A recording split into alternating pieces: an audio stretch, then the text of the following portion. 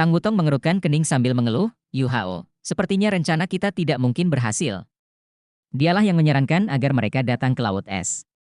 Tapi jika dilihat dari keadaannya, terutama dari apa yang terjadi pada si Devil Walrus, peluang untuk pergi membawa makanan apapun semakin kecil.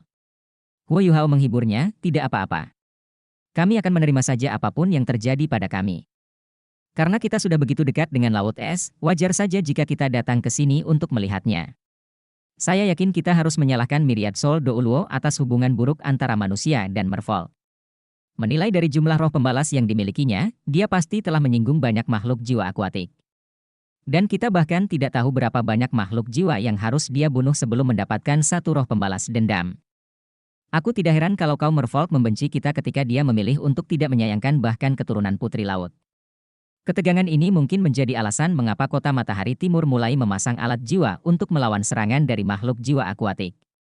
Tang Wutong berkata, dari keadaan saat ini, akan sangat sulit bagi kami untuk bergerak.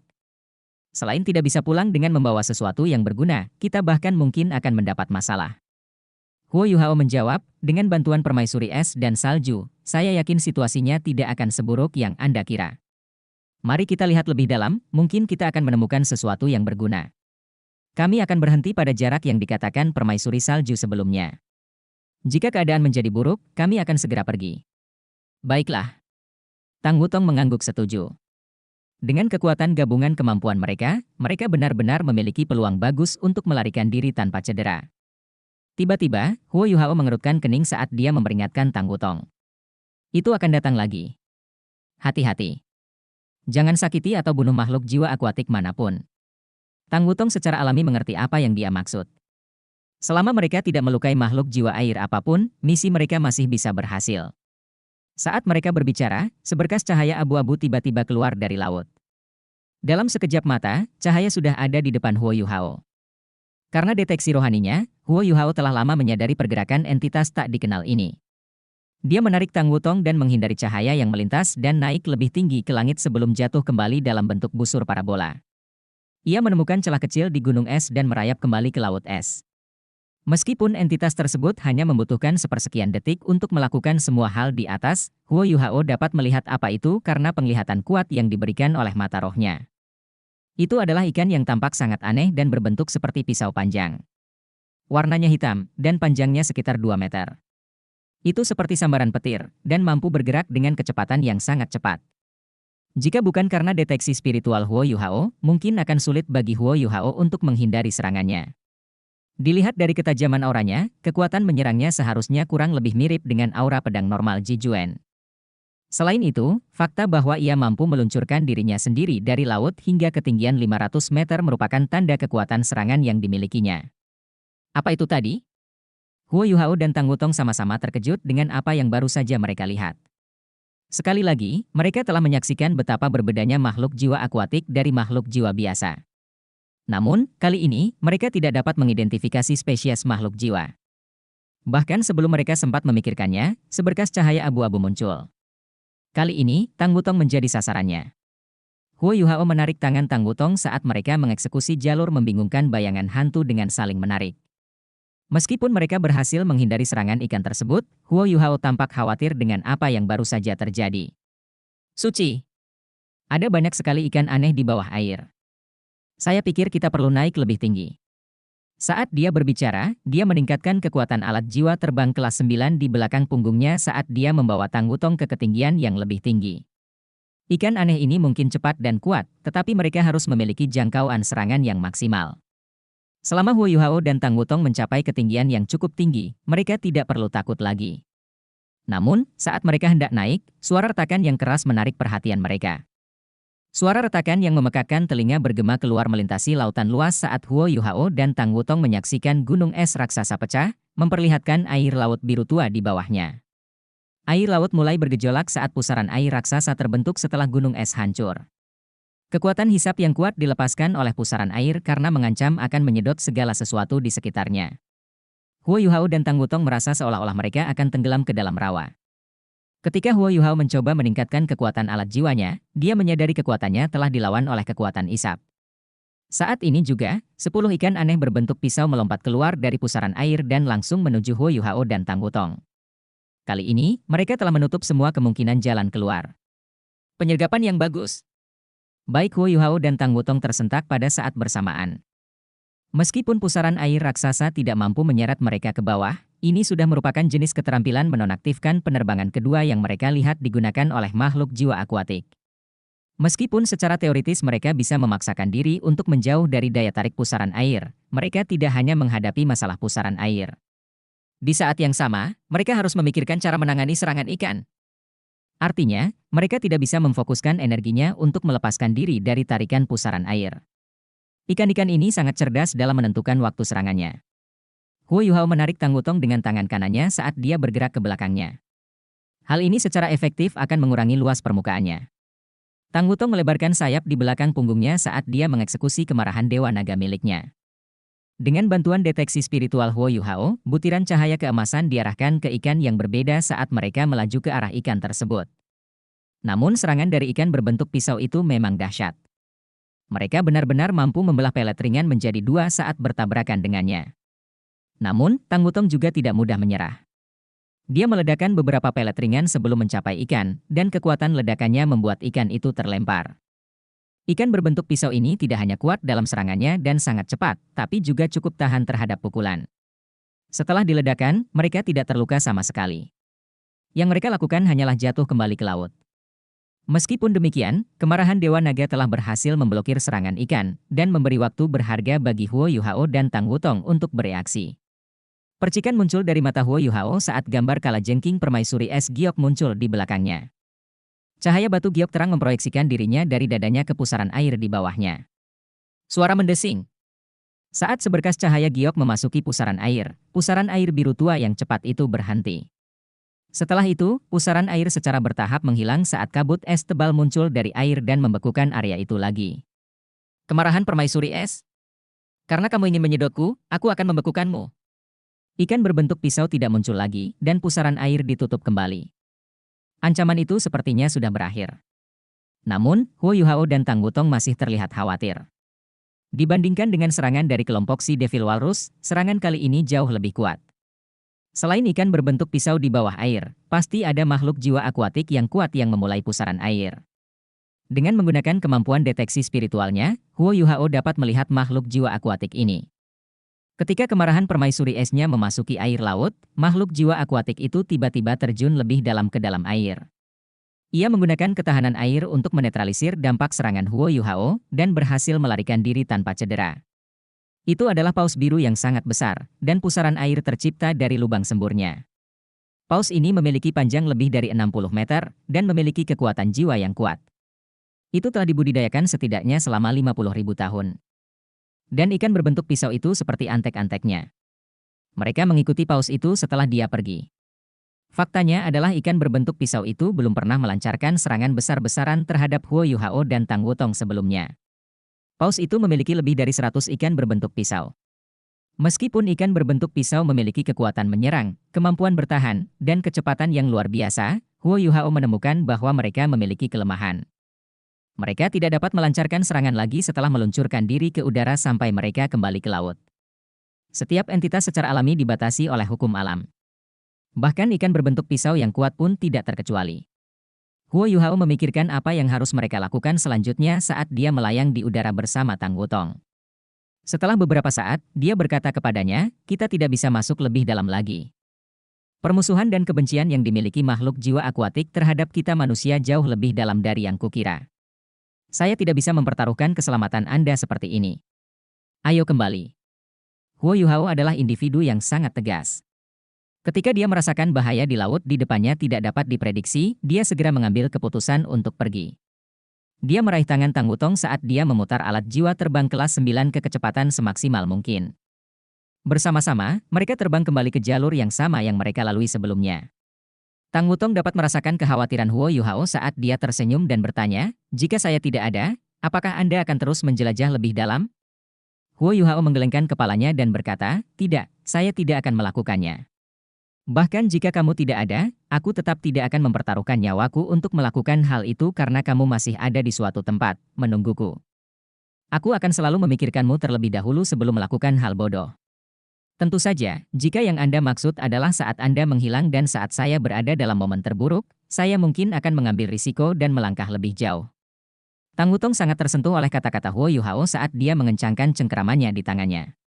Yuhao, tahukah kamu betapa bahagianya aku mendengar apa yang baru saja kamu katakan? Huo Yuhao menoleh dan tersenyum padanya. Apakah kamu tersentuh oleh kata-kataku? Sedikit. Tang Wutong menatapnya dengan ekspresi serius di wajahnya. Dia melanjutkan, sebenarnya, setelah benar-benar jatuh cinta dengan seorang pria, seorang gadis tidak akan berharap pria itu menjadi terlalu luar biasa atau berkuasa. Dia hanya ingin dia aman dan bersamanya selamanya.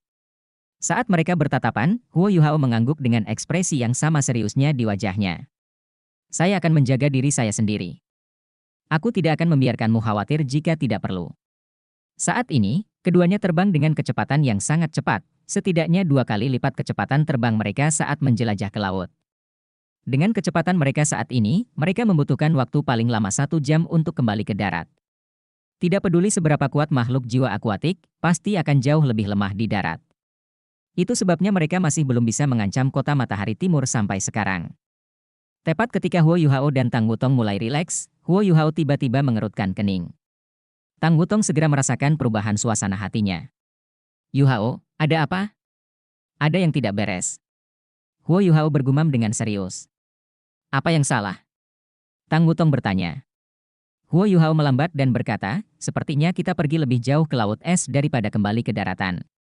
Hah? Tang Wutong bertanya. Tidak mungkin.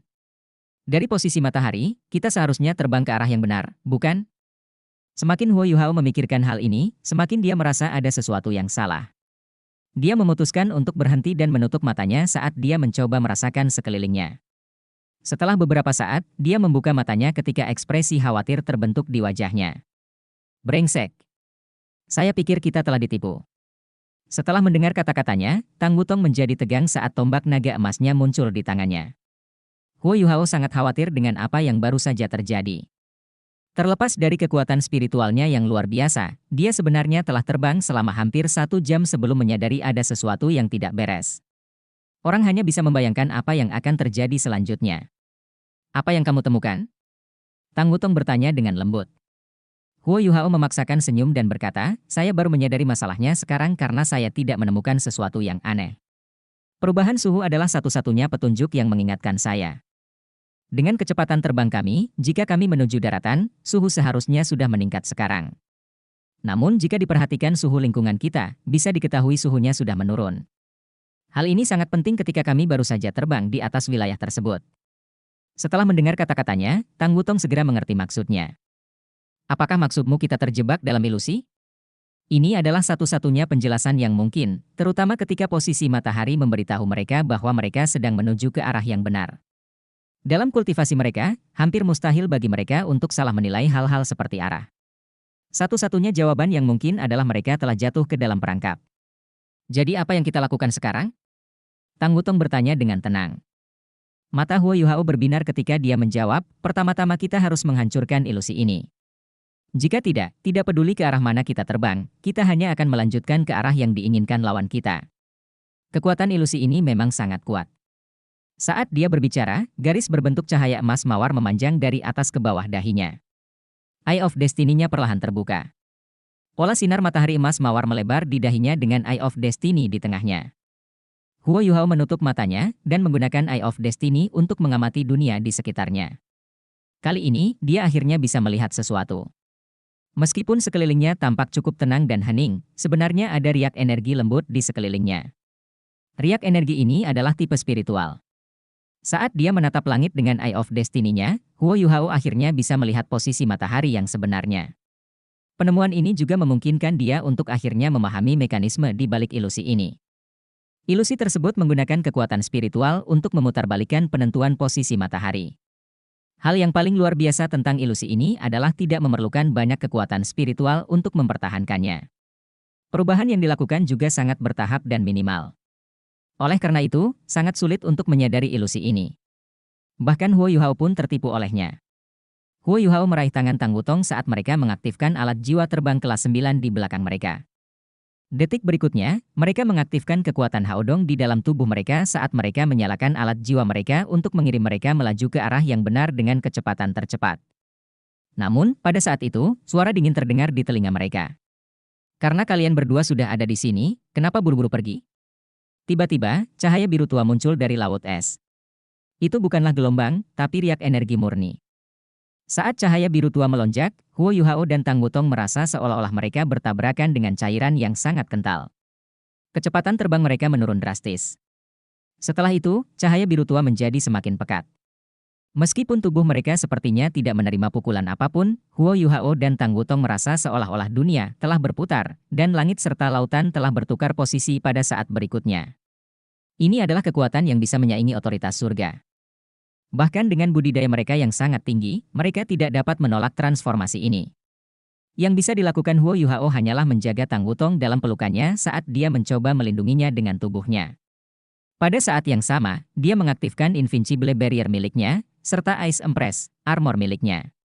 Dia menghabiskan semua yang dia miliki untuk melindungi mereka. Sensasi itu berlangsung beberapa saat.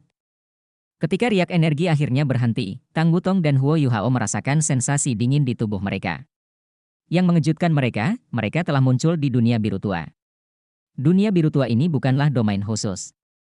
Itu adalah laut? Ya. Dalam waktu singkat ini, lingkungan sekitar mereka telah mengalami transformasi misterius. Keduanya sempat berakhir di laut, padahal baru saja berada di udara. Saat ini, keduanya memasang ekspresi sangat khawatir di wajah mereka. Lautan adalah rumah bagi makhluk jiwa akuatik. Keunggulan terbang mereka tidak lagi ada dalam situasi seperti ini.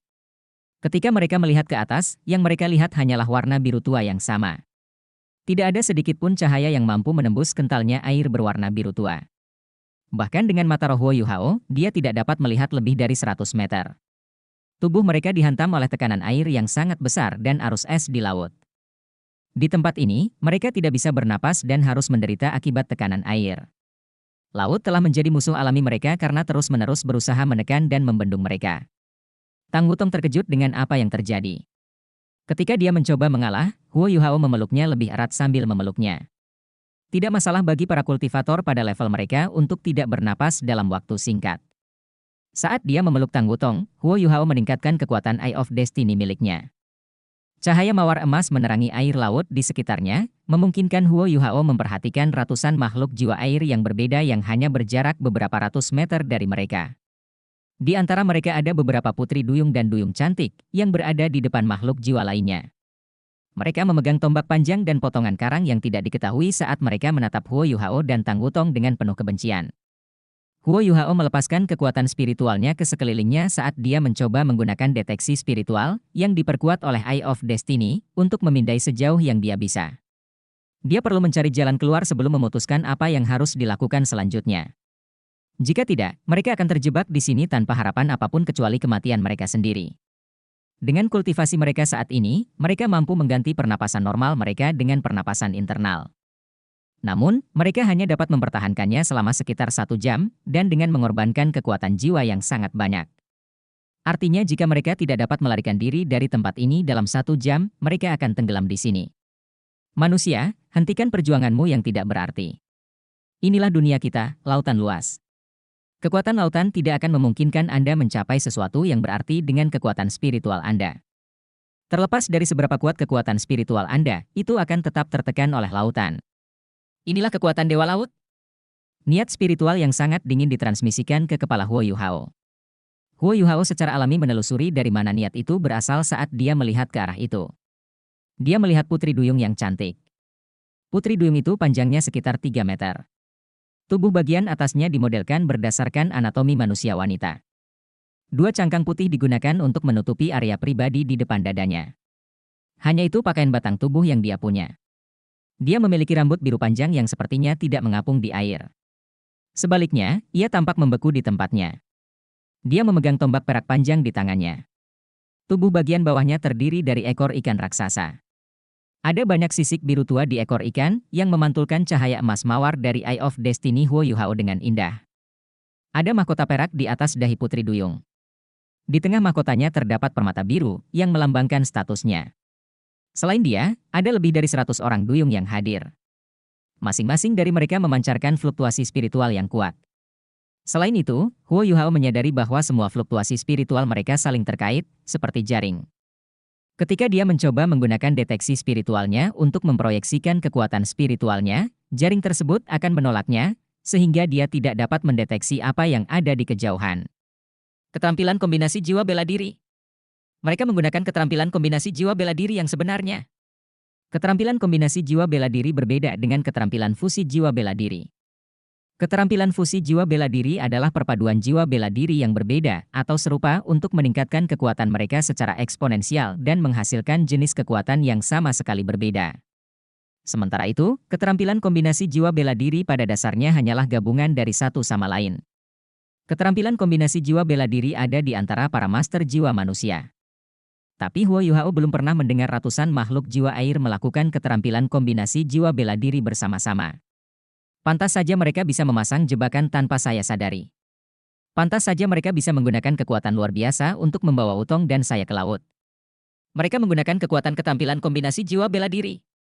Huo Yuhao dapat merasakan bahwa di antara Putri Duyung dan Duyung di depannya, makhluk jiwa akuatik yang paling kuat adalah Putri Duyung yang telah mentransmisikan niat spiritualnya kepadanya. Namun, dia hanyalah makhluk jiwa yang telah berkultivasi selama sekitar 100.000 tahun dan masih cukup jauh untuk mencapai 200.000 tahun. Selain dia, tidak ada makhluk jiwa lain yang telah berkultivasi selama lebih dari 100.000 tahun. Huo Yuhao yakin bahwa tidak ada satupun makhluk jiwa di depan mereka yang mampu mengalahkan dia atau Tang Wutong jika mereka bertarung satu lawan satu. Namun, situasinya akan sangat berbeda jika kerumunan Putri Duyung dan Duyung secara kolektif melepaskan keterampilan kombinasi jiwa bela diri. Meskipun keterampilannya tidak akan ditingkatkan seperti keterampilan fusi jiwa bela diri, kekuatannya masih akan tumbuh hingga proporsi yang gila ketika semua kekuatan mereka ditumpuk bersama. Ketika kekuatan spiritual lebih dari 100 Putri Duyung dan Duyung digabungkan, itu pasti setara dengan Do Luo Transcendent. Huo Yuhao langsung menjadi sangat khawatir dengan pemandangan di depannya. Putri Duyung dan Duyungku yang cantik, kami datang dengan damai. Kami datang ke sini untuk mencari Putri Laut untuk mendiskusikan beberapa hal. Huo Yuhao memproyeksikan niat rohaninya keluar saat Tang Wutong menutup matanya dan mengedarkan kekuatan jiwanya. Dia mencoba mengaktifkan Haodong Power mereka untuk memperlambat proses tubuh dan menjaga pernapasan internal mereka. Hal ini diharapkan akan memperpanjang durasi mereka bisa bertahan di bawah air selama mungkin. Kalian manusia kotor, jangan coba-coba merayu kami dengan kata-kata menjijikkanmu. Berhentilah melawan dan kami akan memberimu kematian yang damai. Jika tidak, kami akan mencabik-cabik kalian berdua. Putri Duyung bermahkota sepertinya memiliki kebencian yang sangat besar terhadap manusia. Ketika dia memancarkan niat spiritualnya, dia memasang ekspresi sangat marah di wajahnya. Huo Yuhao menjawab, Putri Duyung dan Duyung saya yang cantik, jika Anda telah melacak pergerakan kami, Anda akan menyadari bahwa kami tidak melukai satupun makhluk jiwa sejak kami memasuki Laut Es. Kami hanya ingin melakukan pertukaran yang saling menguntungkan dengan Anda. Kami benar-benar tidak menyembunyikan niat jahat apapun. Hentikan omong kosong itu. Membunuh mereka. Putri Duyung itu tampaknya telah kehilangan kesabarannya saat dia mengarahkan tombak perak panjang di tangannya ke arah Huo Yuhao dan Tang Wutong. Seketika, jaring raksasa yang dibentuk oleh kekuatan spiritual kolektif mereka diluncurkan ke arah mereka. Huo Yuhao sangat marah dengan reaksi mereka terhadap kata-katanya. Sejak memasuki Laut Es, dia berusaha mengendalikan emosinya. Dia berhati-hati untuk memastikan dia tidak melukai makhluk jiwa akuatik manapun. Tapi setelah berulang kali diserang oleh makhluk jiwa akuatik, dia sudah muak. Bahkan jiwa yang paling baik di dunia pun mempunyai batas untuk hal-hal seperti itu. Apakah kamu benar-benar mengira aku takut padamu? Huo Yuhao melontarkan tatapan marah saat dia memeluk Tang Wutong dengan tangan kirinya sambil mengangkat tangan kanannya. Cahaya biru sedingin es terbentuk di tangannya. Belati hitam yang memancarkan cahaya keruh muncul. Permata biru sedingin es berkilau dari gagang belati. Ya, itu adalah desahan Dewi Beku, belati embun pagi. Setelah muncul, belati tersebut menyebabkan suhu air di sekitarnya turun dengan cepat. Penurunan suhu ini menyebar keluar dengan kecepatan yang gila-gilaan. Selain area tempat Huo Yuhao dan Tang Wutong berdiri, air laut di sekitar mereka mulai membeku dengan cepat. Dengan menggunakan Ultimate Ice miliknya untuk mengaktifkan Morning Dew Dagger, Huo Yuhao mampu menurunkan suhu lingkungannya hingga suhu yang sangat rendah. Tapi di saat yang sama, kekuatan spiritual kolektif dari 100 Putri Duyung dan Duyung akan menghantam mereka. Kekuatan spiritual mereka secara efektif berada pada level yang sama dengan Ultimate Do Luo. Namun, Huo Yuhao tidak takut. Dia hanya memompa lebih banyak kekuatan Ultimate Ice ke dalam Morning Dew Dagger saat dia mencoba memperluas volume area beku di bawah laut. Bom! Ketika kekuatan spiritual mencapai jarak sekitar 10 meter darinya, penghalang misterius terbentuk dari tubuh Huo Yuhao. Keterampilan kombinasi jiwa bela diri yang dilepaskan oleh para merfolk bertabrakan dengan penghalang ini, dan keterampilan tersebut hancur seketika. Itu tidak lagi dapat membahayakan Huo Yuhao atau Tang Wutong. Ini tidak mungkin. Putri Duyung bermahkota berteriak tak percaya. Ini adalah pertama kalinya dia melihat manusia menahan jaring yang mereka bentuk secara kolektif dengan kekuatan spiritual mereka. Ini sungguh sulit dipercaya. Menilai dari aura Huo Yuhao, dia merasa bahwa dia tidak seharusnya mampu melakukan itu. Dan saat dia tertegun, ruang di sekitarnya mulai terdistorsi. Putri Duyung yang melayang di sampingnya tiba-tiba menghilang, dan digantikan oleh sosok yang angkuh dan tinggi dengan cara yang berbahaya. Saat ini, Putri Duyung cantik bermahkota masih sangat terkejut. Makhluk jiwa lainnya masih fokus pada es tertinggi yang diciptakan oleh Huo Yuhao. Tidak ada yang menyangka akan ada perubahan situasi tepat di sebelah Putri Duyung bermahkota. Perpindahan Xuanwu. Ya, Huo Yuhao telah mengeksekusi pemindahan Xuanwu, keterampilan jiwa yang dia tiru dari Susanshi, dan teknik yang telah menyelamatkan hidupnya berkali-kali. Mata takdir, kejutan spiritual. Setelah berpindah ke sisi Putri Duyung, giliran Huo Yuhao yang menyerang. Dia benar-benar tidak ingin melukai makhluk jiwa akuatik manapun. Namun, mereka mulai mengancam keselamatannya. Yang terpenting, mereka mulai mengancam keselamatan Tang Wutong. Dia tidak akan pernah dan tidak akan pernah membiarkan mereka menyakitinya. Karena itu, dia tidak berencana bersikap lunak terhadap mereka. Karena semua orang fokus pada bola es yang mengembang dengan cepat, tidak ada yang mengira Huo Yuhao akan meninggalkannya. Mereka tidak menyangka dia akan mendekati mereka. Tepat ketika Putri Duyung mulai merasakan bahaya yang akan datang, kejutan spiritual Huo Yuhao menghantamnya. Karena diluncurkan dari Eye of Destiny yang kuat dalam jarak yang begitu dekat, orang hanya bisa membayangkan kekuatannya. Putri Duyung menjerit kesakitan saat kepalanya dipaksa mundur. Namun, mahkota di kepalanya sepertinya mengeluarkan cahaya biru yang kuat yang meniadakan sedikit dampak dari guncangan spiritual. Meskipun demikian, dia merasa kepalanya seperti meledak saat pikirannya menjadi kosong sepenuhnya. Dia sejenak kehilangan semua kemampuan untuk melawan. Memang benar, Huo Yuhao bersikap lunak terhadap Tang Wutong ketika mereka berduel, seperti yang telah dia tunjukkan dengan akurat. Dengan kendalinya yang luar biasa atas kekuatan spiritualnya, mustahil keterampilan jiwanya mengalami keterputusan. Saat ini, dia sedang menunjukkan kekuatannya yang sebenarnya. Setelah melepaskan keterkejutan spiritualnya, bunga lawang sudah merayap keluar dari bahunya. Cahaya birunya meluas ke sekelilingnya. Sepertinya tubuh Huo Yuhao diselimuti oleh cahaya biru sedingin es yang kuat. Koagulasi es adas bintang. Sangatlah efektif untuk mengeksekusi koagulasi es adas bintang di laut es. Baik Huo Yuhao dan adas bintang terkejut dengan efek kuat dari keterampilan jiwa ini. Setelah melepaskannya, Huo Yuhao merasa tubuhnya akan meledak. Kekuatan jiwanya yang luar biasa sepertinya menyebabkan tubuh dan salurannya melebar. Tanpa ragu-ragu, Huo Yuhao melanjutkan mengeksekusi Star Anise Omnitrust. Dengan tubuh Huo Yuhao sebagai pusatnya, paku es yang tak terhitung jumlahnya dilepaskan ke segala arah dan menuju ke makhluk jiwa di sekitarnya. Makhluk jiwa akuatik yang telah dipilih dengan cermat untuk menyergap Huo Yuhao dan Tang Wutong semuanya cukup kuat. Setelah kebingungan awal, mereka sudah kembali tenang. Namun, semuanya sudah terlambat. Paku es sudah menghampiri mereka. Makhluk jiwa akuatik dengan panik mencoba mengaktifkan keterampilan jiwa pertahanan mereka dalam upaya untuk memblokir mereka. Namun, mereka terkejut karena paku es tersebut tidak memiliki tepi yang runcing. Sebaliknya, ujung paku es itu berbentuk seperti bola. Oleh karena itu, saat bertabrakan dengan tubuh mereka, paku-paku itu hanya menghempaskan makhluk-makhluk jiwa akuatik itu tanpa menusuk satupun dari mereka.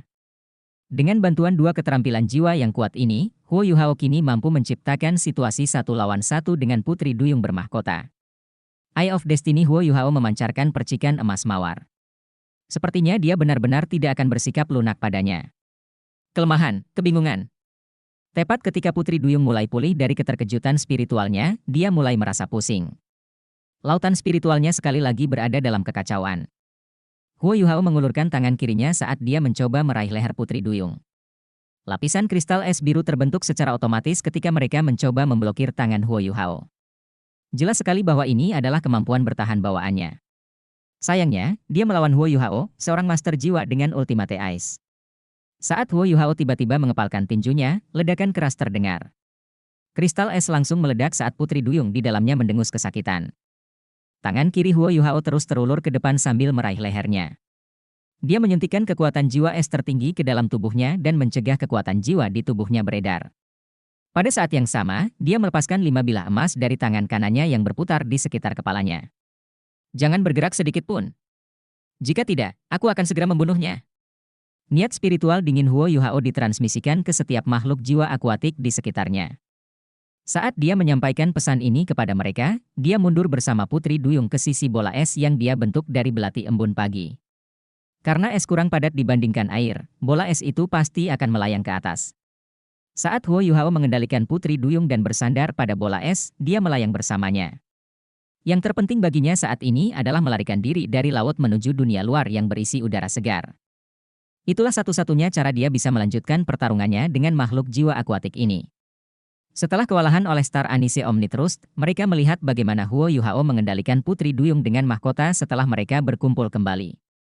Dan seperti yang diharapkan Huo Yuhao, mereka tidak berani bergerak setelah melihat bagaimana pemimpin mereka disandera. Putri Duyung bermahkota telah terbangun sekarang. Dia menatap Huo Yuhao dengan marah dan mencoba menggunakan kekuatan spiritualnya untuk menyerangnya. Namun, dia segera menyadari lautan rohaninya telah dikunci oleh Huo Yuhao. Tidak mungkin dia bisa membalasnya. Sebenarnya kemampuan Putri Duyung sebenarnya tidak jauh lebih lemah dari kemampuan Huo Yuhao. Alasan utama kurangnya keberhasilannya adalah karena Huo Yuhao mampu mengekang sebagian besar kemampuannya. Ilusi spiritual kolektif yang diciptakan para merfolk tidak dapat disangkal sangat kuat. Bahkan Huo Yuhao, seorang guru jiwa yang berspesialisasi dalam kemampuan spiritual, tertipu olehnya. Namun, jika menyangkut kekuatan spiritual individu, dia jauh lebih lemah daripada Huo Yuhao. Faktanya, kemampuan terkuatnya tidak ada apa-apanya jika dibandingkan dengan kekuatan spiritual Huo Yuhao. Karena itu, kekuatan bertarungnya menjadi jauh lebih lemah. Oleh karena itu, dia sama sekali tidak memiliki peluang melawan serangan mendadak Huo Yuhao. Namun, Putri Duyung masih belum bisa memahami bagaimana Huo Yuhao mampu menangkis serangan spiritual kolektif mereka. Bahkan pemimpin seluruh ras Putri Duyung tidak akan mampu menerima serangan langsung. Bagaimana manusia ini bisa melakukannya? Tentu saja, Huo Yuhao tidak akan pernah mengungkapkan bagaimana dia melakukannya. Dia hanya mampu melakukannya karena tengkorak takdir singa emas bermata 3. Itu memberinya kekebalan terhadap 3 serangan spiritual setiap hari. Dan kekebalan ini bersifat mutlak dan tanpa syarat. Sebelumnya, dia mengandalkan kemampuan ini untuk bertahan melawan serangan spiritual yang sangat besar dari Evil Tiran. Itu adalah hal terakhir yang diberikan Wang QR padanya. Sekali lagi, itu melindunginya pada saat kritis ini. Saat bola es melanjutkan pendakiannya, makhluk jiwa lainnya menjaga jarak darinya. Huo Yuhao diam-diam menghela nafas lega. Mereka akan segera keluar dari laut. Begitu mereka meninggalkan lautan, peluang mereka untuk tetap hidup akan jauh lebih besar. Dengan menyandera Putri Duyung, Huo Yuhao memiliki peluang bagus untuk melarikan diri dari laut es tanpa cedera. Sebelumnya, Huo Yuhao dan Tang Wutong tidak tahu seberapa dalam mereka berada di dalam laut. Saat bola terus naik, mereka menyadari bahwa lingkungan mereka menjadi sedikit lebih terang. Mereka mungkin setidaknya berada beberapa ribu meter di bawah air. Tidak heran tekanannya begitu tinggi. Namun, dengan kecepatan mereka naik, mereka seharusnya bisa meninggalkan air sebelum kehabisan napas. Aku sungguh minta maaf. Aku tidak ingin berakhir seperti ini. Kami benar-benar tidak datang dengan niat buruk. Huo Yuhao mencoba yang terbaik untuk menjelaskan kepada Putri Duyung bermahkota. Meskipun dia tidak mengetahui secara pasti statusnya di antara para merfolk, dia percaya bahwa dia mungkin adalah Putri Duyung dengan status yang layak, mengingat dia telah berkultivasi selama 100.000 tahun.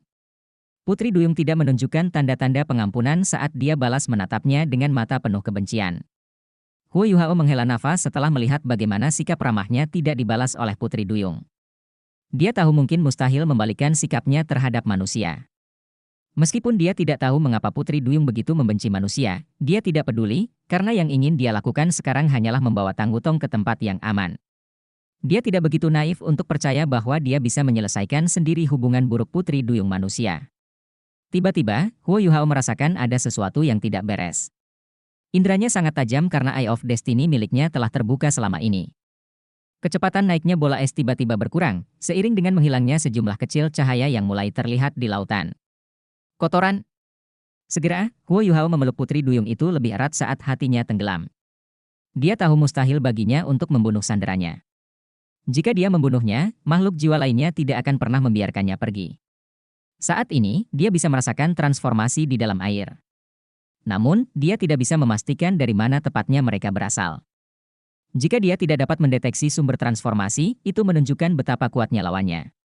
Putri Duyung itu tersipu, namun sekaligus marah. Ini adalah pertama kalinya dia begitu dekat dengan lawan jenis. Dia belum pernah sedekat ini dengan makhluk jiwa akuatik jantan, apalagi manusia jantan. Aura manusia ini luar biasa kuat. Kekuatan rohaninya sangat kuat. Dia mungkin adalah manusia dengan kekuatan spiritual terkuat yang pernah saya temui. Di matanya, Huo Yuhao juga memiliki aroma yang sangat berbeda. Dia tidak memiliki bau laut seperti yang dimiliki teman-temannya, dan ini adalah sesuatu yang cukup menyegarkan baginya.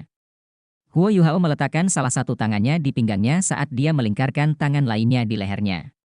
Namun, Huo Yuhao tidak mengetahui bahwa bagian paling sensitif di tubuh Putri Duyung adalah lehernya.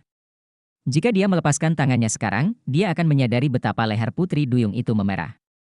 Manusia, tidak mungkin kamu bisa melarikan diri. Energi misterius tiba-tiba muncul ketika Huo Yuhao menyaksikan Putri Duyung di pelukannya larut menjadi gelembung dan menghilang. Setelah itu, sepertinya seluruh wilayah ini tertutup rapat karena semua aliran air terhenti. Tekanan yang tak terkalahkan mulai menimpanya dari segala arah.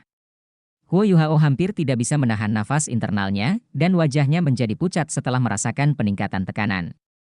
Dia tiba-tiba merasakan kemungkinan kematiannya yang akan datang. Dia tahu dia tidak bisa bertahan lebih lama lagi.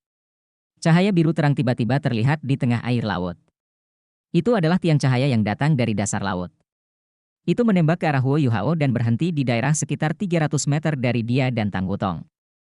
Setelah itu, dua sosok muncul. Salah satunya kebetulan adalah Putri Duyung yang sama dengan mahkotanya. Putri Duyung lainnya adalah Putri Duyung yang belum pernah mereka lihat sebelumnya. Putri Duyung baru ini tampak sangat aneh. Ukuran dan bentuknya sangat mirip dengan orang yang memakai mahkota. Namun, mahkotanya berwarna emas. Faktanya, sisik ekor ikannya pun berwarna emas. Tekanan besar yang menimpa Huo Yuhao datang dari Putri Duyung ini, yang tampak seperti wanita paruh baya yang cantik. Jika medan pertempuran mereka tidak berada di lautan dan Huo Yuhao dapat bekerja sama dengan Tang Wutong, dia mungkin memiliki peluang melawan mereka. Namun, dia berada jauh di dalam laut di kandang lawannya. Hampir tidak ada kemungkinan dia bisa melarikan diri hari ini. Dan itu karena dia sudah mengenali identitas Putri Duyung itu. Hanya ada satu orang di seluruh lautan yang bisa memiliki kekuatan luar biasa seperti itu. Salam, Yang Mulia. Meskipun Huo Yuhao mungkin tidak bisa bergerak, dia masih bisa mengirimkan salam melalui niat spiritualnya. Manusia, kenapa kamu datang ke tanah air kami? Apakah kamu masih ingin mencemari laut kami? Kamu sudah merugikan begitu banyak rakyat kami. Apakah itu masih belum cukup bagimu? Suara Putri Laut mungkin mengancam, tapi dia tidak segera menyerang Huo Yuhao. Huo Yuhao memberinya senyuman canggung. Saya minta maaf, Yang Mulia. Saya benar-benar tidak menyadari apa yang telah dilakukan sesama manusia terhadap Merfolk. Saya hanya bisa menjamin diri saya dan pasangan saya bahwa kami datang dengan damai. Alasan mengapa kami ada di sini adalah karena kami berharap dapat mendiskusikan sesuatu dengan Anda. Jika Anda bersedia memberi saya kesempatan untuk berbicara, saya akan dengan senang hati membiarkan diri saya difoto dan berbagi dengan Anda apa yang ingin kami diskusikan. Karena kamulah yang menguasai laut ini, secara alami kamu seharusnya mengetahui segala sesuatu yang terjadi di daerah ini. Dalam hal ini, Anda harus tahu bagaimana kami berdua tidak menyakiti makhluk jiwa akuatik manapun sepanjang perjalanan kami di Laut Es. Kami sebenarnya tidak punya niat buruk. Saya percaya bahwa akan selalu ada orang baik dan jahat baik di umat manusia maupun di antara kaum Merfolk. Meski menurutku aku bukan orang yang sempurna, tapi aku jamin aku datang dengan damai. Putri Laut mengerutkan kening saat dia melihat ke arah Huo Yuhao. Apa menurutmu kalian berdua akan tetap hidup jika kalian menyakiti bangsaku? Katakan padaku untuk apa kamu berada di sini. Saya akan memberi Anda kesempatan untuk membujuk saya. Huo Yuhao menghela nafas lega. Selama dia punya kesempatan untuk berbicara, dia punya kesempatan untuk hidup. Namun, Putri Duyung yang mengenakan mahkota perak menyela, "Tidak, Ibu, kamu tidak boleh memberi kesempatan lagi pada manusia tercela ini. Sudahkah kamu lupa? Ketika mereka pertama kali berinteraksi dengan kami, mereka merayu kami untuk mempercayai kata-kata mereka. Dan apa yang mereka lakukan pada akhirnya? Jika bukan karena mereka, adikku tidak akan." Saat dia berbicara, dia, yang jelas-jelas adalah Putri Duyung, mulai menangis. Huo Yuhao terkejut melihat bagaimana air matanya mengalir dengan berkilau sebelum berubah menjadi mutiara bulat putih yang mengapung di air laut. Jangan menangis, anakku. Merobek hanya akan menguras energi hidup Anda. Jangan khawatir. Saya berjanji kepada Anda bahwa saya akan memastikan mereka membayar atas apa yang telah mereka lakukan. Terlihat jelas bahwa putri laut sangat menyayangi putrinya. Kotoran. Setelah mendengar apa yang dikatakannya, Huo Yuhao mulai panik. Dia dengan cepat mengumpulkan kekuatan jiwa di tubuhnya saat dia mencoba melepaskan diri dari kendalinya. Namun, putri laut jelas-jelas mengambil keputusan di lautan. Selain itu, dia memiliki kemampuan Ultimate Douluo. Putri laut melambaikan tangan kirinya, dan air laut di sekitar Huo Yuhao mulai berubah bentuk dengan kuat, dan memberikan tekanan yang sangat besar padanya. Seolah-olah seluruh lautan adalah senjatanya. Ketika Huo Yuhao mencoba melepaskan kekuatan jiwanya dengan paksa dan menjalankan keterampilan jiwa, dia merasakan energi spiritual yang kuat menekan laut dan tubuh spiritualnya. Ini bukan hanya keterampilan jiwa tipe spiritual, tapi serangan penekan yang murni berdasarkan kekuatan spiritual. Sudah lama sejak Huo Yuhao terakhir kali menghadapi lawan yang memiliki kekuatan spiritual yang lebih kuat darinya. Kekuatan spiritual putri laut berada di luar imajinasi Huo Yuhao. Mungkin hanya Evil Tiran yang mampu mengalahkannya dalam kekuatan spiritual. Tidak lama kemudian sensasi tercekik kembali lagi. Huo Yuhao tahu bahwa dia tidak bisa menahannya lebih lama lagi. Terlalu merugikan baginya untuk bertarung di laut. Apakah aku benar-benar akan mati di sini? Tidak. Tidak mungkin. Saya harus membawa Wutong keluar. Biarpun itu mengorbankan nyawaku, aku harus menyelamatkannya. Dalam situasi yang menyangkut hidup dan mati Wutong, mata Huo Yuhao tiba-tiba berbinar. Pola sinar matahari di sekitar Eye of Destiny di dahinya mulai bersinar saat cahaya mawar emasnya mengubah air laut di sekitarnya menjadi keemasan. Lapisan cahaya mawar emas berkilauan di belakang punggung Huo Yuhao saat mata raksasa perlahan terbuka. Huo Yuhao tahu bahwa masih ada kemungkinan kecil dia bisa selamat dari serangan putri laut. Ini karena dia masih memiliki segel dewa binatang pada dirinya. Ketika dia akan mati, Ditian pasti akan memikirkan cara untuk menyelamatkannya. Namun, Tang Wutong tidak memiliki perlindungan yang sama. Es tebal yang mengelilinginya mulai pecah di bawah tekanan besar yang diberikan oleh putri laut. Tekanan akan langsung bekerja pada tubuhnya saat bola es itu runtuh. Pada saat itu, bahkan jika dia berhasil bertahan hidup, Tang Wutong akan mati di laut. Dulu ketika dia masih Dong Er, dia sudah meninggalkannya sekali. Huo Yuhao telah bersumpah untuk menjauhkannya dari bahaya dan tidak akan pernah menempatkannya dalam bahaya apapun lagi. Ketika tekad dalam hati semakin kuat, lautan spiritual Huo Yuhao meledak seperti geser. Cahaya keemasan yang kuat meluas ke sekeliling dari kepala Huo Yuhao. Mata yang ada di belakang punggung Huo Yuhao juga mulai berkurang ilusinya. Awalnya, itu tampak seperti emas mawar murni. Namun seiring bertambahnya material, ia mulai menjadi perunggu, lalu perak, sebelum akhirnya berubah menjadi emas. Jika Dubushi masih hidup, dia akan mengenali ini sebagai gejala kebangkitan jiwa tubuh yang kedua. Faktanya, kebangkitan emas berarti itu adalah transformasi tingkat tertinggi dan paling kuat. Hah? Putri laut terkejut melihat bagaimana Huo Yuhao mampu melawan kekuatan spiritualnya. Bagaimana manusia yang berusia paling lama 20 tahun ini bisa memiliki kekuatan spiritual yang begitu kuat? Aku tidak percaya mataku. Mata putri laut berbinar. Tentu saja, dia tidak akan memberi Huo Yuhao kesempatan untuk melarikan diri. Matanya berubah menjadi biru jernih saat riak biru dilepaskan darinya. Gelombang ini bergulung ke arah Huo Yuhao dengan cara yang luar biasa. Huo Yuhao jauh lebih lemah daripada putri laut dalam hal kekuatan jiwa dan budidaya. Hal ini semakin diperparah dengan mereka berkompetisi di laut. Satu-satunya cara dia bisa bersaing dengannya adalah melalui kekuatan spiritualnya. Oleh karena itu, dia hanya bisa menyaksikan riak biru menyelimuti seluruh tubuhnya. Segera, dahi Huo Yuhao memancarkan cahaya mawar emas. Dia seharusnya merasa beruntung karena putri laut sekali lagi memilih untuk melancarkan serangan spiritual padanya. Bagaimanapun, kaum merfolk terkenal karena kemampuan spiritual mereka. Sekali lagi, tengkorak takdir singa emas bermata 3 milik Huo Yuhao memberinya kekebalan dari serangan spiritual kedua hari itu. Ia mampu memblokir serangan putri laut dan memberi Huo Yuhao waktu yang berharga untuk bertindak. Cahaya mulai bersinar di Eye of Destiny-nya saat ketiga mata Huo Yuhao berubah menjadi emas. Saat serangan putri laut menyelimuti tubuhnya, dia akan lolos tanpa cedera dan mengejutkan putri dengan serangannya. 3 garis cahaya keemasan murni diproyeksikan dari tubuhnya ke air laut. Dalam sekejap mata, cahaya itu telah melewati air laut sepanjang 300 meter dan mendarat di tubuh putri laut. Kejutan rohani. Itu adalah kejutan spiritual yang dilepaskan ketika dia berada dalam kondisi tiga mata. Ketika tiga garis emas mendarat di tubuhnya, mata raksasa di belakang punggung Huo Yuhao berkedip dengan cahaya keemasan sebelum menghilang. Detik berikutnya, dia diam-diam muncul kembali di belakang sang putri. Putri Laut langsung mengusir putrinya saat tubuhnya segera berubah warna menjadi emas mawar, warna yang sama dengan mata raksasa itu. Mantra penyegel dewa bermata tiga asura. Ini adalah kemampuan yang sangat kuat yang dikembangkan Huo Yuhao pada saat inspirasi ketika jiwa tubuhnya terbangun untuk kedua kalinya. Ini bukanlah keterampilan jiwa tetapi kombinasi keterampilan jiwa, kekuatan spiritual, kekuatan jiwa, dan kekuatan takdir dari mata takdir yang diberikan oleh singa emas bermata tiga kepadanya. Itu adalah keterampilan jiwa yang sepenuhnya diciptakan sendiri yang menggabungkan semua hal di atas. Meskipun Putri Laut sangat kuat, dia tidak dapat melepaskan diri dari segel mantra penyegel dewa bermata tiga asura. Dia hanya bisa mengandalkan kekuatan spiritualnya untuk mempertahankan diri dari dampak keterampilan jiwa yang kuat ini, dan tidak mampu melepaskan kekuatan apapun ke sekelilingnya. Huo Yuhao langsung terbebas dari belenggunya. Tanpa ragu-ragu, dia berbalik dan menghantam bola es di belakangnya dengan telapak tangan kirinya. Bola es itu meledak saat sebuah jalan tiba-tiba muncul. Dan cahaya ungu keemasan, Tang Wutong, muncul dari bola es. Huo Yuhao meraih tangan Tang Wutong saat keduanya berlari ke permukaan. Meskipun mereka berada di laut, Huo Yuhao mengaktifkan alat jiwa terbang kelas 9 di belakang punggungnya saat alat itu mempercepat pendakian mereka ke kecepatan yang sangat cepat, mirip dengan ikan berbentuk pisau.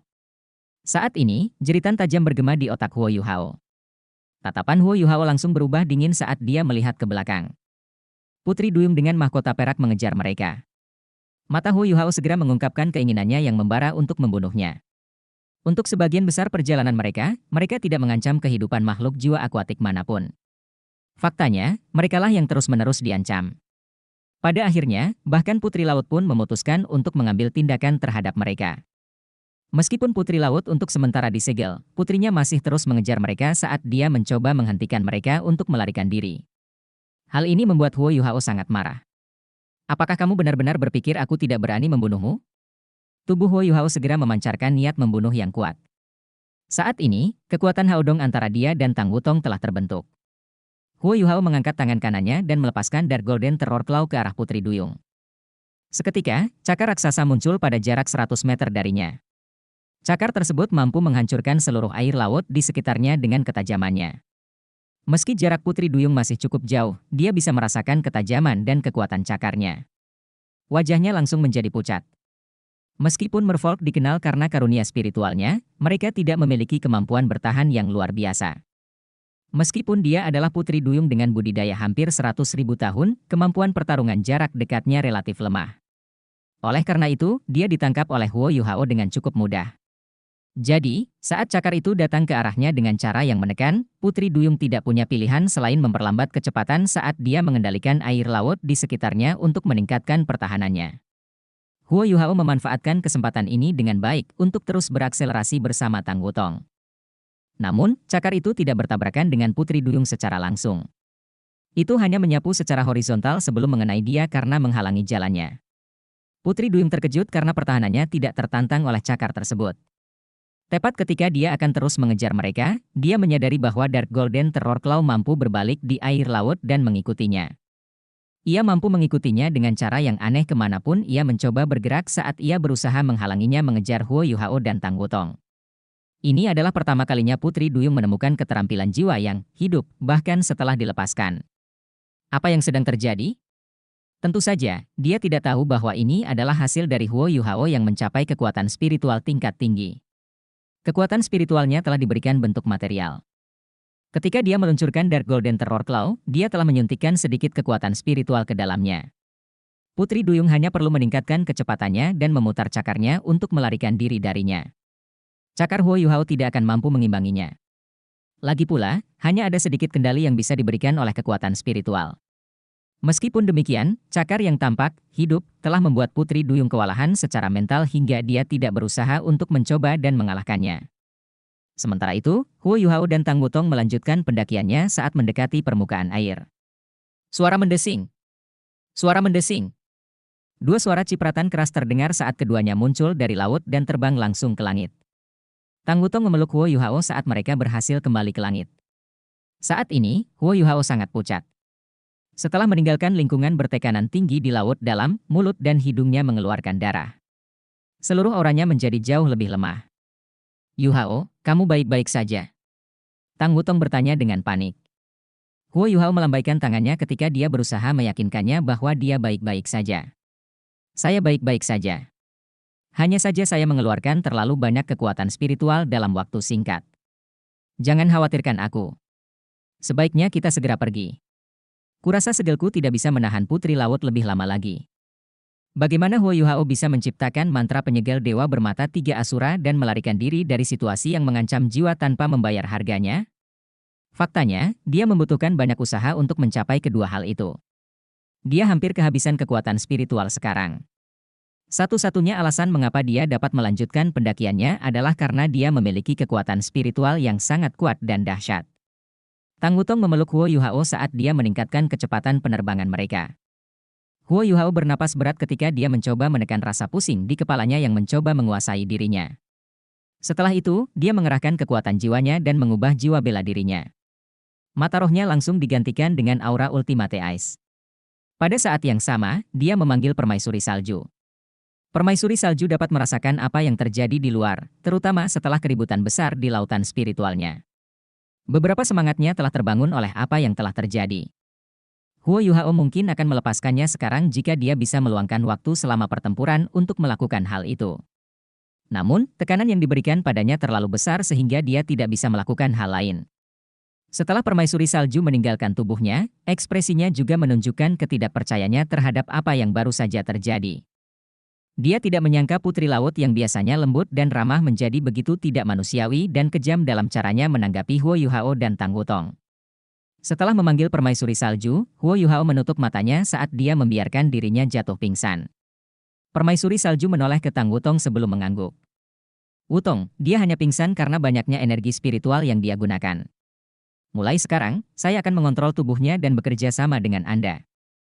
Segel Yuhao hanya dapat menahan sang putri untuk sementara waktu. Kemungkinan besar akan ada pertempuran setelah gagal. Akan lebih baik jika aku bisa membujuk putri untuk melepaskan kami. Jika tidak, kami hanya bisa melakukan yang terbaik untuk menjaga diri kami tetap hidup. Tang Wutong mengangguk sambil menunjukkan tatapan yang sama dinginnya. Saya akan melakukan yang terbaik untuk bekerja sama dengan Anda, permaisuri salju. Setelah menyelesaikan kalimatnya, permaisuri salju menyatu kembali ke dalam tubuh Huo Yuhao dan mengambil alih kendali. Merupakan keputusan logis Huo Yuhao untuk memilih permaisuri salju untuk mengambil kendali atas tubuhnya, karena dia adalah roh dengan kekuatan spiritual terkuat. Permaisuri salju segera menggunakan kekuatan jiwanya untuk mengangkat tangan kanannya. Cincin di tangan kanannya menyala saat armor sebening kristal muncul di udara. Set baju besi ini berwarna biru tua.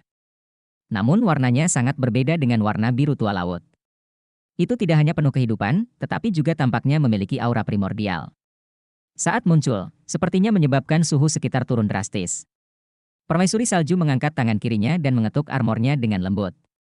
Seketika, baju besi itu terbongkar menjadi lebih dari 10 garis cahaya berbeda yang menyatu ke dalam tubuh Huo Yuhao. Ini adalah baju zirah lengkap yang terdiri dari beberapa pelat yang menyerupai lempengan kristal biru tua.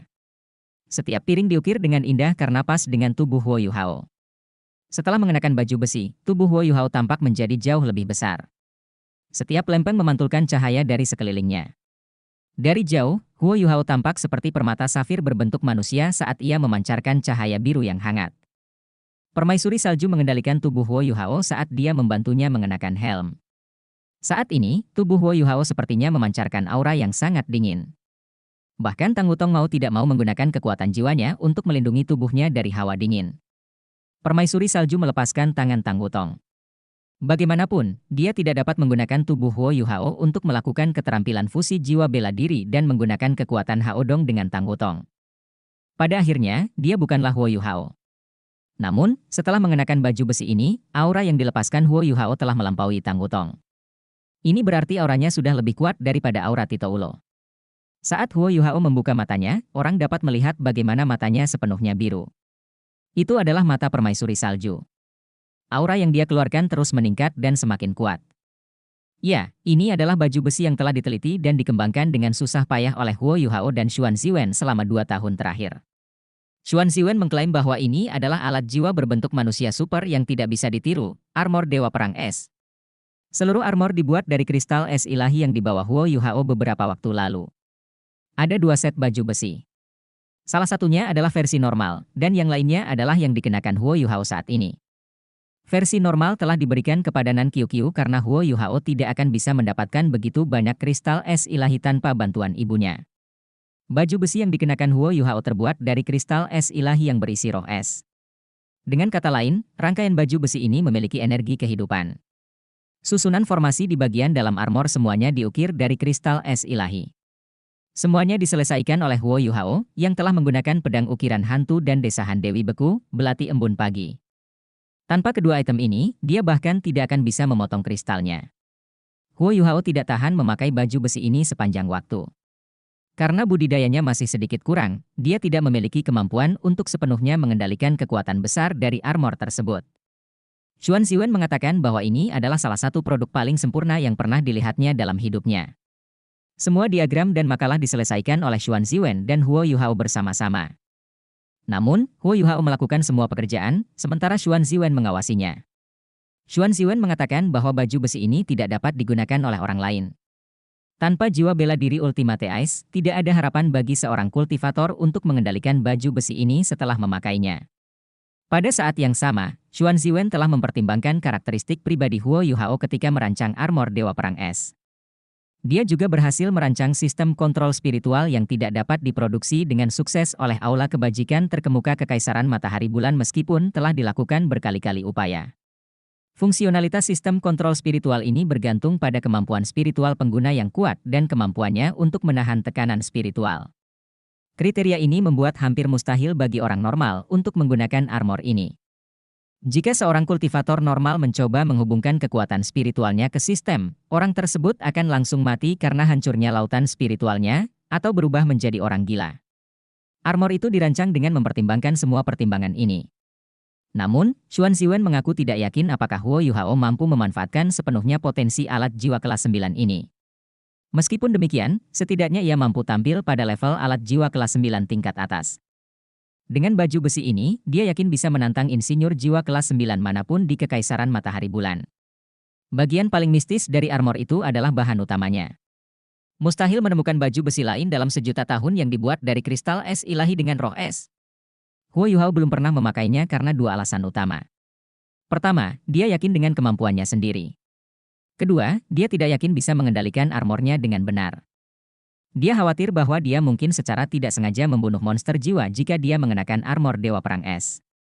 Jika itu terjadi, tidak ada peluang untuk memperbaiki hubungannya dengan Merfolk. Setelah itu, baik Tang Wutong dan dia tiba-tiba dipindahkan ke laut dalam. Oleh karena itu, dia tidak pernah menemukan kesempatan untuk mengenakan baju besi itu. Tapi saat ini, di bawah kendali Permaisuri Salju, dia akan memakai alat jiwa kelas 9 tingkat atas di luar sekte Tang untuk pertama kalinya. Ayo pergi. Permaisuri Salju memberi isyarat kepada Tang Wutong. Setelah itu, dia mengaktifkan alat jiwa terbang yang disertakan dengan armornya, dan mereka melaju kembali ke arah asalnya. Armor Dewa Perang Es adalah alat jiwa berbentuk manusia. Keuntungan terbesar dari alat jiwa berbentuk manusia adalah kesesuaiannya secara komprehensif untuk penggunanya. Seluruh desain armor dikonsep dengan mempertimbangkan pertarungan jarak dekat. Hal ini diperlukan untuk memanfaatkan efek kuat dari kristal es ilahi, serta kekuatan jiwa bela diri es tertinggi milik Huo Yuhao.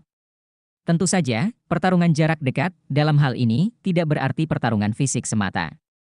Itu hanya berarti pertarungan dalam jarak dekat. Setelah terbang selama beberapa menit, laut di bawah mereka mulai bergejolak. Gelombang-gelombang saling bertabrakan dengan intensitas yang semakin meningkat seiring dengan semakin tingginya air laut melawan hembusan angin. Permaisuri Salju telah lama meramalkan hal ini, dan karenanya, dia membawa Tang Wutong lebih tinggi ke langit. Keterampilan kombinasi jiwa bela diri yang kuat yang digunakan para Merfolk untuk menggantikan langit dan laut hanya dapat digunakan dalam jarak tertentu. Di luar kisaran ini, dampaknya akan sangat berkurang, atau bahkan menjadi tidak efektif. Saat air laut di bawah mereka terus melonjak, Permaisuri Salju membawa Tang Wutong ke ketinggian 4.000 meter. Ini adalah ketinggian yang tidak akan pernah bisa dicapai oleh manusia duyung normal. Ancaman dari teknik kombinasi jiwa bela diri mereka secara alami tidak valid pada ketinggian ini. Putri Laut muncul dari laut dengan ekspresi marah di wajahnya. Dia mengendarai ombak, dengan ekor ikan raksasanya berayun di belakang. Putrinya berdiri di sisinya saat keduanya melayang ke langit dengan dukungan air laut dan ombak di bawah mereka. Dengan budidaya mereka saat ini, mereka secara alami tidak akan bisa terbang. Selain itu, ketika mereka meninggalkan air laut, kekuatan mereka akan berkurang drastis. Oleh karena itu, mereka harus menggunakan air laut untuk mendukung mereka terbang. Bagaimanapun, Laut Es adalah lautan yang sangat luas. Ketika Putri Laut mengerahkan lebih banyak tenaga untuk mengangkat dirinya lebih tinggi, lebih banyak uap air akan dilepaskan ke udara, sehingga meningkatkan kelembapan. Saat udara menjadi semakin kental dan lembab, keunggulan kecepatan absolut yang dimiliki oleh Permaisuri Es dan Tang Wutong menghilang. Mereka tidak punya pilihan selain memperlambat. Tang Wutong menyadari betapa Huo Yuhao dan dirinya sendiri telah meremehkan kaum merfolk. Mereka mungkin tidak bisa terbang, tapi mereka masih memiliki beberapa metode untuk melawan entitas terbang.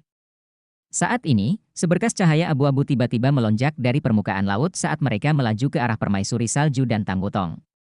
Meskipun Huo Yuhao dan Tang Wutong pernah mengalami detak jiwa ini sebelumnya, mereka tidak tahu apa itu. Namun, Permaisuri Salju tahu bahwa itu disebut pedang iblis. Itu adalah jenis ikan yang sangat istimewa. Tubuh mereka sangat tajam dan tangguh. Meskipun mereka mungkin tidak memiliki karakteristik unsur apapun, mereka memiliki kemampuan penetrasi yang luar biasa. Setelah setiap serangan, mereka harus mundur ke laut untuk mempercepat sebelum serangan berikutnya. Sebenarnya, mereka tidak seharusnya bisa menyerang pada ketinggian seperti itu. Mereka hanya mampu melakukannya setelah Putri Laut menaikkan permukaan laut. Permaisuri Salju mendengus dingin sambil mengetuk-ngetuk udara dengan tangannya. Unsur air yang kaya di udara juga bermanfaat bagi entitas yang berspesialisasi dalam kemampuan tipe es. Tarian bersalju dari es tertinggi. Kepingan salju besar mulai muncul dari udara tipis saat angin kencang mulai bertiup di langit. Pedang iblis yang baru saja naik ke udara segera terhempas oleh angin bersalju. Mereka tidak bisa mendekati Permaisuri Salju dan Tang Wutong. Hah! Putri Laut jelas terkejut dengan apa yang baru saja dilihatnya. Baik Permaisuri Salju maupun dia adalah pemimpin dari Extreme North. Saat dia memerintah lautan, Permaisuri Salju memerintah ladang es utara ekstrim. Oleh karena itu, dia pasti melihat Permaisuri Salju mengeksekusi 3 teknik pamungkasnya. Meskipun Laut Es jelas merupakan rumah bagi Putri Laut, Permaisuri Salju juga dapat berbagi keuntungan sebagai rumah karena lingkungannya yang dingin. Permaisuri tenang. Bagaimana manusia bisa mengetahui keterampilan Permaisuri Salju? Kecuali, Putri Laut tidak dapat mempercayai bahwa entitas sekuat Permaisuri Salju akan benar-benar menjadi cincin jiwa manusia. Serangan dari laut mulai mereda, dan Permaisuri Salju serta Tang Wutong juga tetap di tempatnya. Lagi pula, hampir mustahil bagi mereka untuk menembus pengepungan terbentuk dari kerumunan makhluk jiwa akuatik yang dipimpin oleh Putri Laut di Laut Es. Putri Laut? Suara jernih Permaisuri Salju bergema di udara. Dia perlahan turun dari langit sambil terus menatap Putri Laut yang mengambang di puncak ombak. Suara ini, kamu. Putri Laut sedikit bingung saat dia menatap Huo Yuhao yang mengenakan pelindung seluruh tubuh. Sebuah proyeksi berkedip ketika Permaisuri Salju keluar dari tubuh Huo Yuhao sebelum melayang di sampingnya.